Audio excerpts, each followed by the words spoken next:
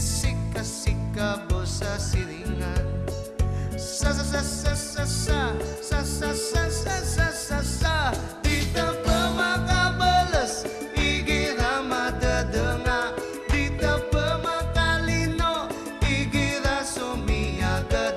Teruan niyo ki ama, apang arong ako. Ina, di ta pa kakan, igira miya pikir. Di ta tulugan, igira gagawi ini pagterakan, akapipikira kurot. Sa sa sa sa sa sa kasana ka amatain. Kadupakalawan ka.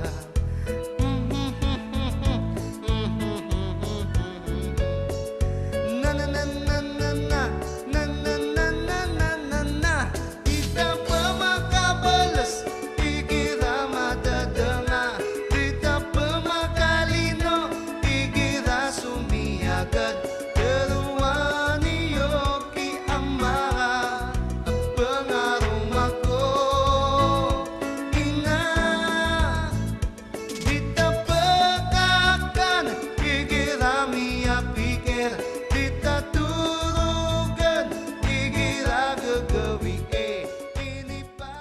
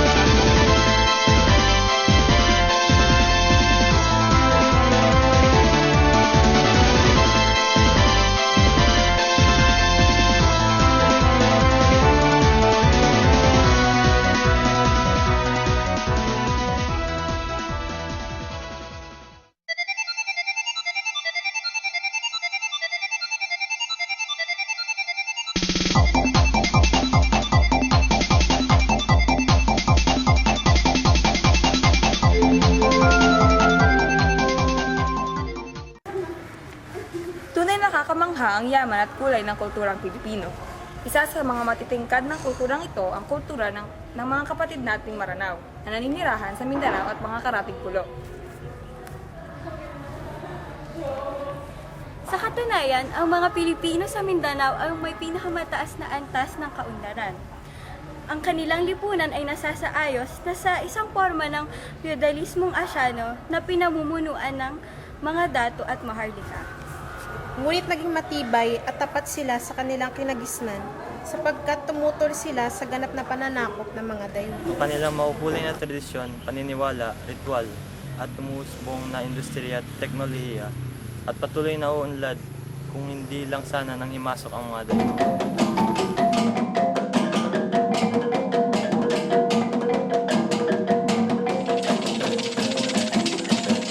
We have a very popular dance performed generally by men, and they call it Sagayan. According to our people, during the Spanish time, before they attack their enemies, they have to summon the spirit to become possessed, because they believe that once they are being possessed, the bullets will not penetrate on your body. And now it is performed to entertain, and especially during wedding, they always have that dance.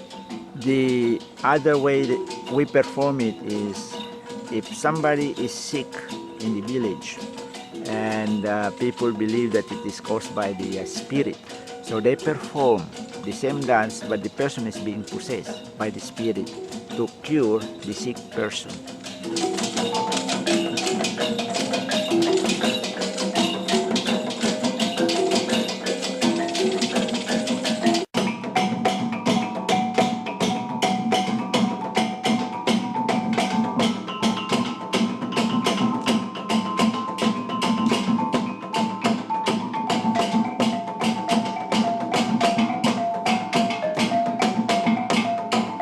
The dance that I do called pangalay, the fingernail dance, is actually coming from the Tausug people. What they value is a very stately demeanor and elegance. It's very meditative and you're within yourself. And you're actually, if anything else, having a communion with the spirits and that spirit's coming into you and you're almost in a trance dance. Use it! Use moro-moro in a sentence. Use it! Ate, kuya, bili na kayo ng cellphone, no? Sige na, 100 pesos lang. Wala kasi akong pera ngayon eh. Ba't tayo mo pang bilhin yan? Eh, ang moro-moro na nga. Use Marawi in a sentence. Use it! Wala, naka-conscious naman yung mukha ko. Puro pimples.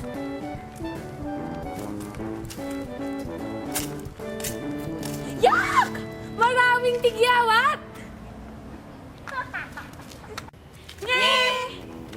Use adverbs in a sentence. Use it! Kailan ang birthday mo? October 14. Ikaw?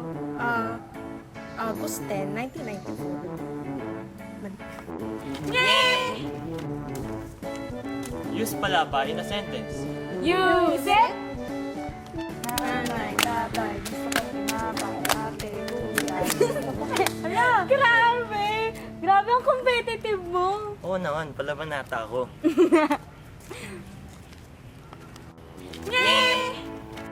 Use lanaw in a sentence. Use it!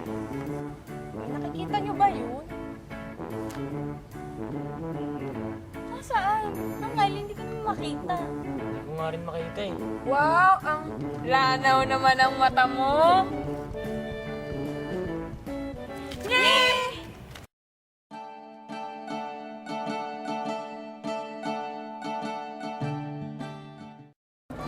One, two, three, four, five, six, Inay, seven, eight. Curious Bakit? po ako eh. Matalino po kasi ako. Gusto ko po malaman yung mga wood carvings ng mga taga Maranao. O anak, ito, panoorin mo. Sige po.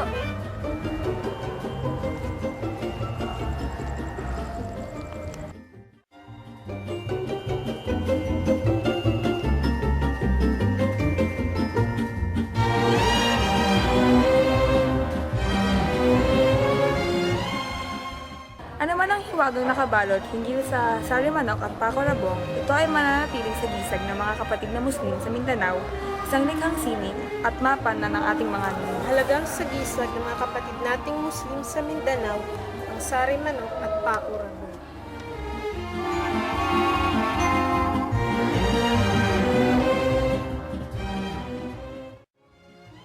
Isang uri ng metal sa Maranao ay sudeng o mga espada.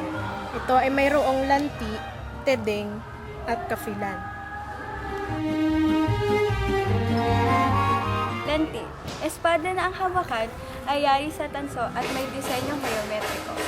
Tedeng. Simpleng espada na walang palamuti. Kafilan. Espada na kahawig Ang ng iba pang halimbawa ng metal ay ang tok at kabaho. Ang tok ay espesyal na espada na may magagarang palamuti at ginagamit sa ritual. Ang kabaho ay mga kutsilyo o patalim na may magagarang palamuti tulad ng tok.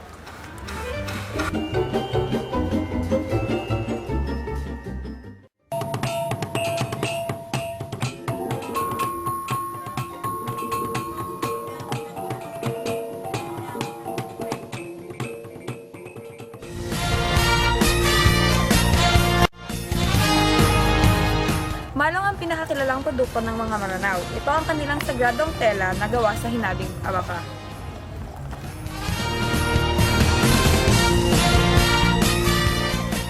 Ayon sa mga tradisyon at alamat ng mga Maranao, ang paghahabi ng telang ito ay itinuro sa kanilang mga ninuno ng kanilang Diyosang si Fudali.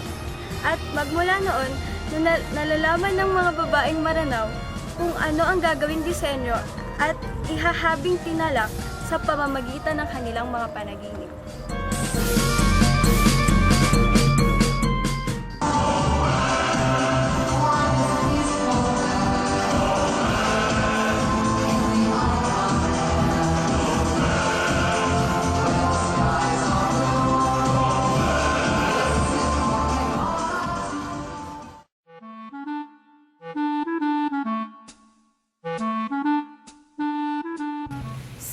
daw? Sino daw ang malong na may commercial ng Lucky Me? Sino daw? Eddie, Malong Cuneta. Sinong lanaw ang may bahay ni Bong Revilla? Sino daw? Eh di, si Lanaw Mercado.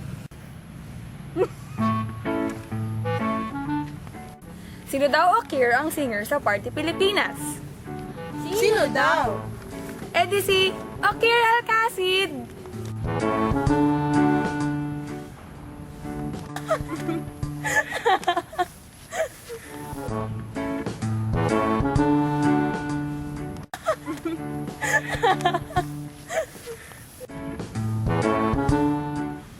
Dudes love to hate, so they try to shoot me. Females be stuck to me. I think they try to glue me. I make the party shine bright when it started gloomy. This beat was bubble gum, so I had to chew it. Taste me how to duck, taste me how to duck, taste me how to duck, taste me how to duck. Everybody love me. Everybody love me. Everybody love me. You ain't messing with my Dougie. Taste me how to duck, taste me how to duck, taste me how to duck, taste me how to duck. Everybody love me. Everybody love me. Everybody love me. You ain't messing with my Dougie.